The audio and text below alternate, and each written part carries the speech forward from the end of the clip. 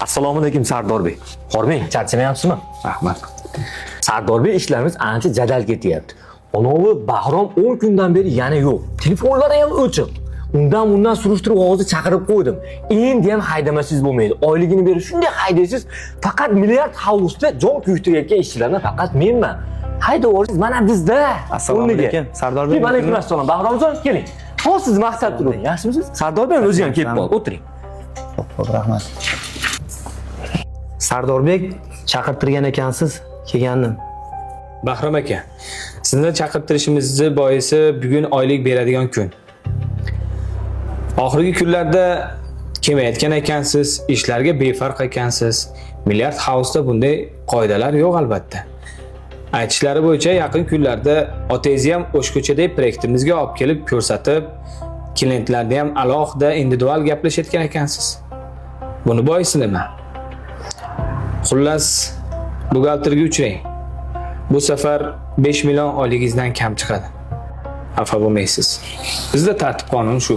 Xo'p bo'ladi Sardorbek, rahmat katta. To'xtang, o'tiring.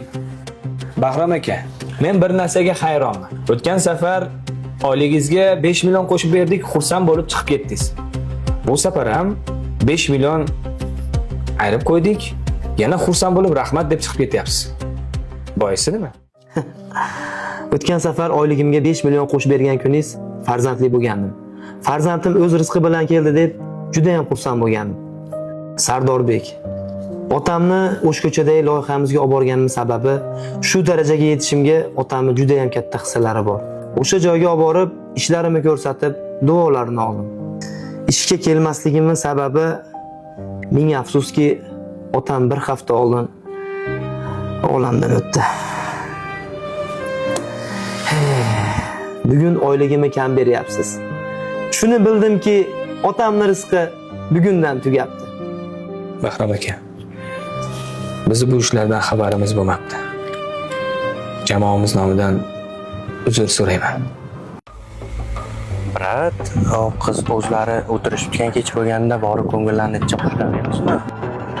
Nechmi bosish kerak? Bosamiz. Bugun xush ko'ngillik qilamiz endi. Yaxshimisiz? Ishning bola, yo'llardan qolmanglar, ketaveringlar. Yarim kechasida shunday janon bir o'zi nima qilib o'tiribdi? O'zi kutayotgandir-da. Qolinglar. Ha, ketyapsan? Qoch yo'limdan. To'g'ri Nima qilyapsan? Qoch. As to'xtatdi. Tinchlikmi bolalar? Tinchlik, nima yo'lga topolmayapsizmi? Problema kerakmi? Nima bo'lyapti?